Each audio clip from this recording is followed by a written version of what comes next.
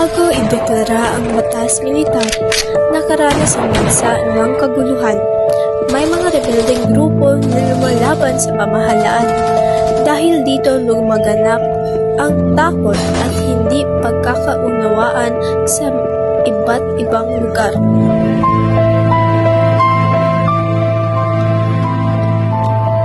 Ay hindi isang pag-agaw ng kapangyarihan ng militar. Ako bilang inyong halal na Pangulo ng Republika ay ginagamit ang kapangyarihang ito na maaaring ipatupad ng mga awtoridad ng militar. Ngunit ito ay nananatiling kapangyarihang nakapaloob sa konstitusyon upang protektahan ang demokrasya ng Republika ng Pilipinas.